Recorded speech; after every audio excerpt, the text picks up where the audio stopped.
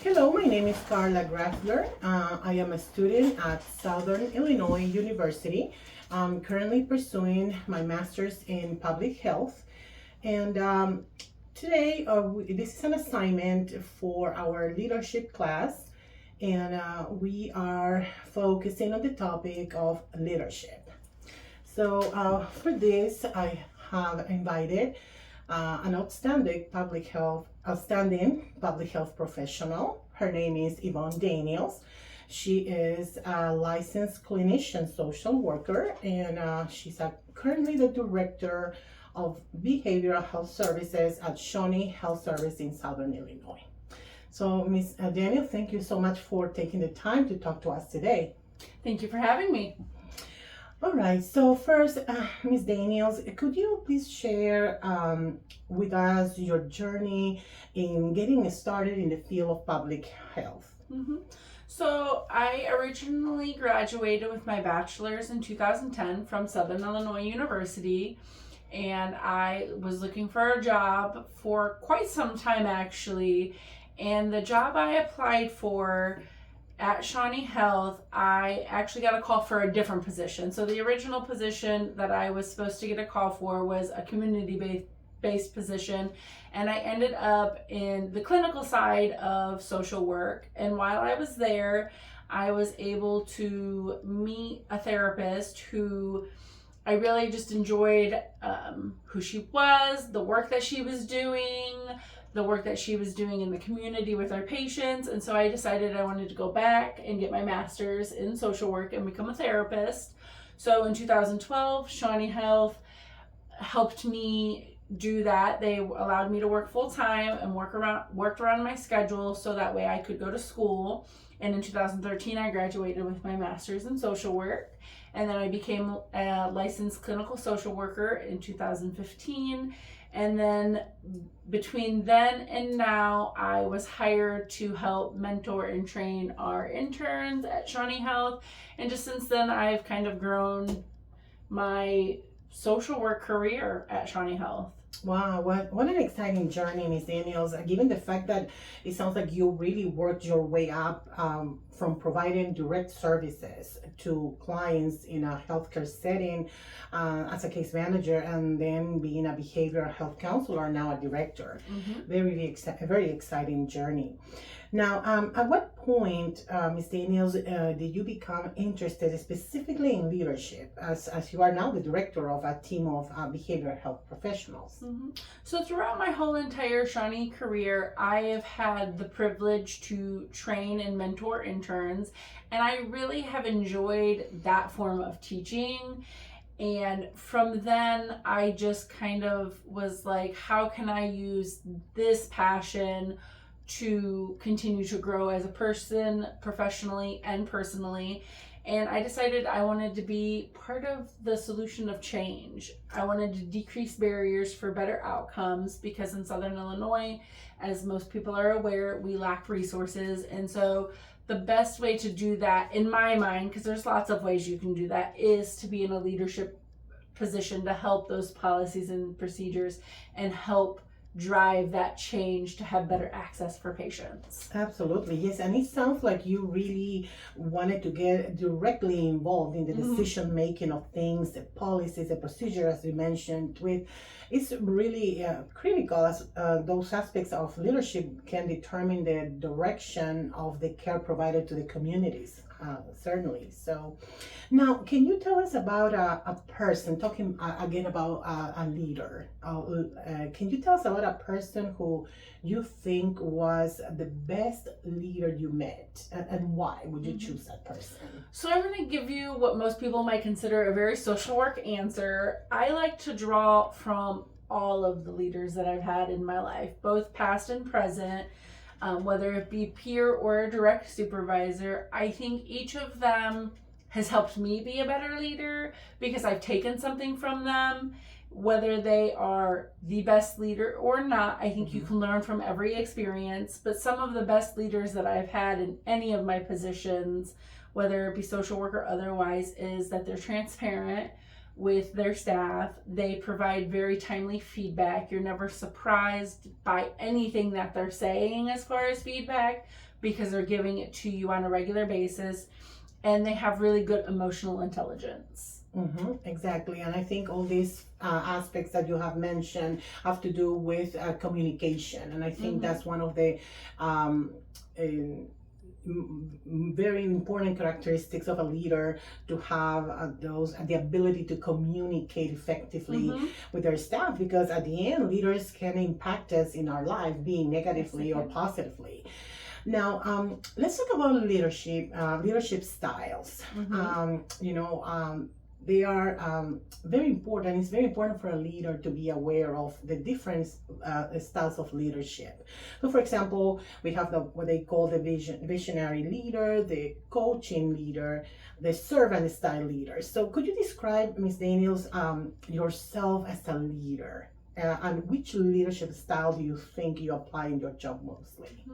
So, at Shawnee Health, I was given the opportunity to take the predictive index.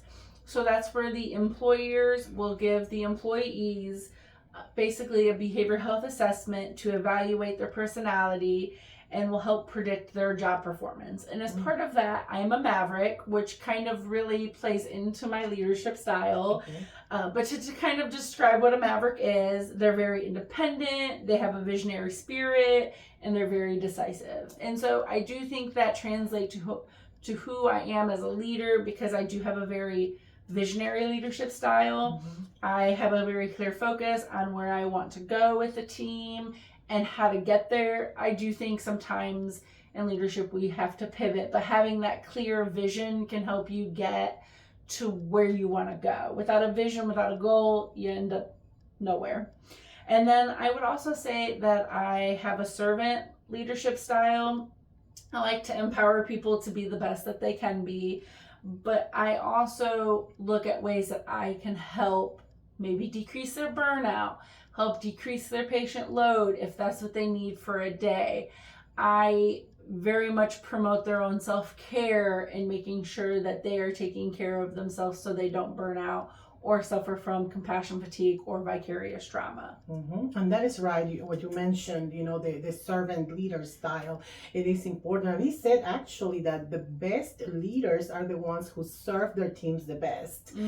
Now, leaders are not only to guide the direction of the team or the program they are leading, but also to keep the motivation going. So can you share with us what strategies do you use to keep your staff, your team motivated, especially during high pressure situations? I think that's a very good question, especially right now. I'm not sure how familiar you are with the behavioral health shortage that is going on, especially in the state of Illinois. What that is for the amount of patients that each clinician can have, there's not enough clinicians to match the amount of patients.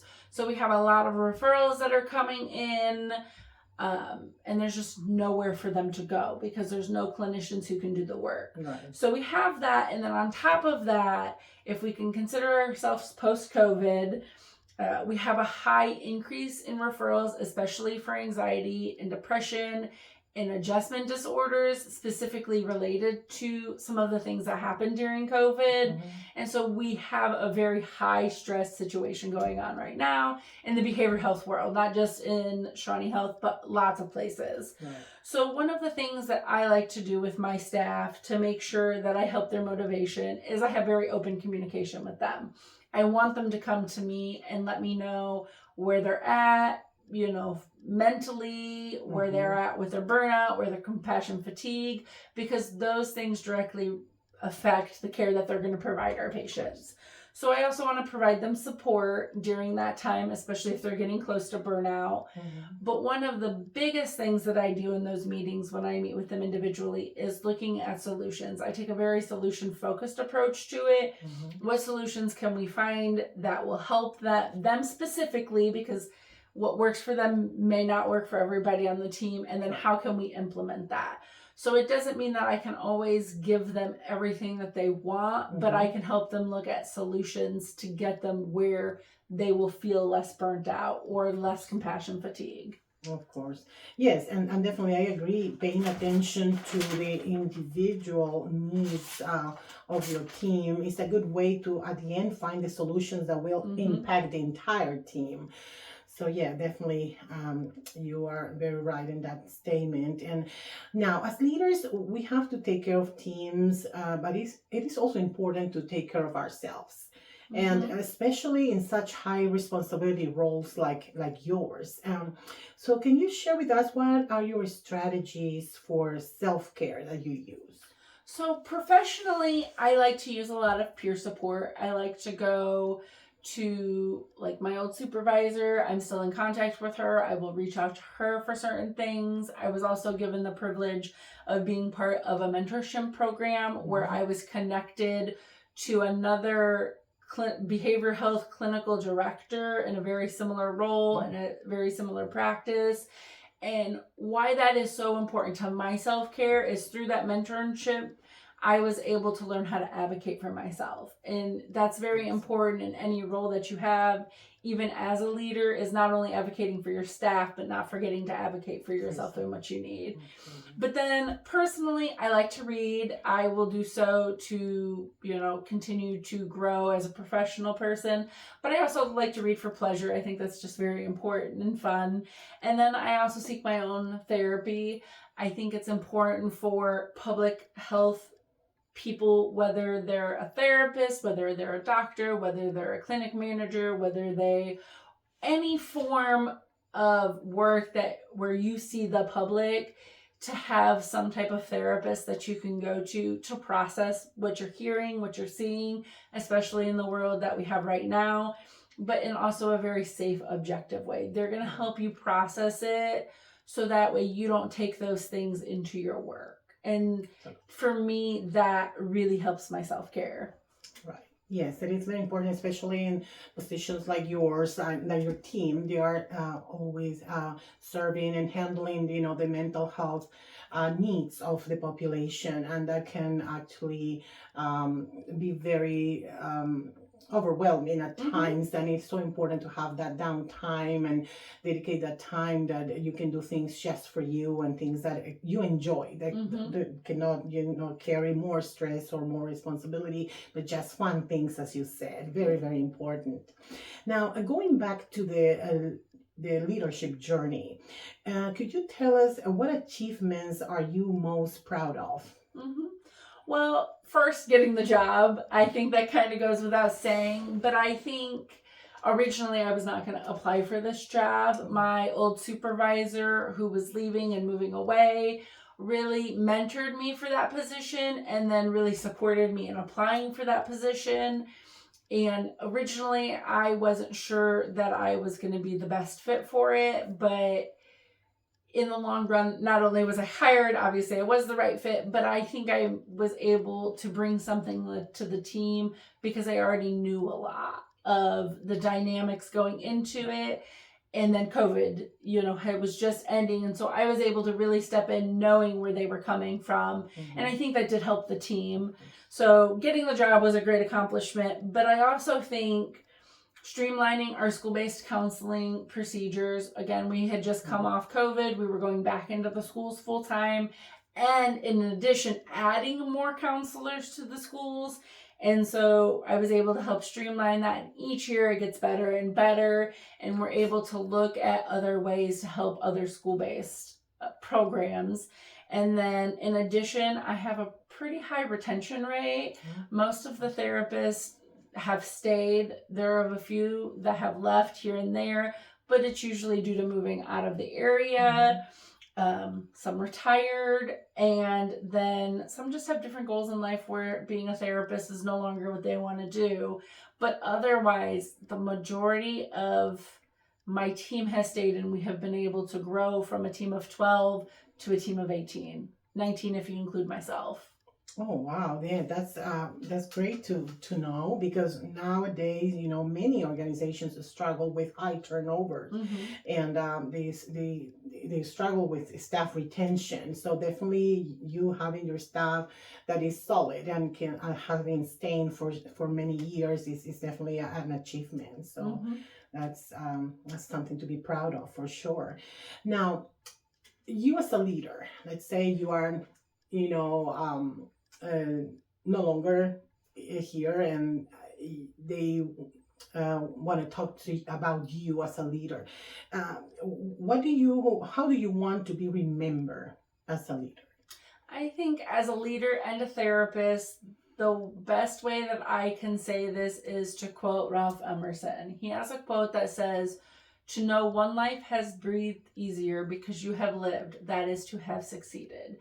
And I really embody that essence of that quote. And that's really, if one life has had an easier time because I've been a leader to them or I've been a therapist to a patient, then I will feel blessed if that's how they see me at the end of that. Wow, yes, definitely. It's a powerful statement that you are giving, because definitely inspiring and making a difference, even if it's just one life at a time. Just, even one life is always what we want to achieve as part of the difference we want to make when serving our communities. So, one more thing, Ms. Daniels, what could you say to the new generations of aspiring leaders who want to make a difference in public health? I think the best thing that I can say is take every opportunity you have, whether good or bad, to learn and to grow. You're going to take so much away from those opportunities, and they will help shape who you become as a leader.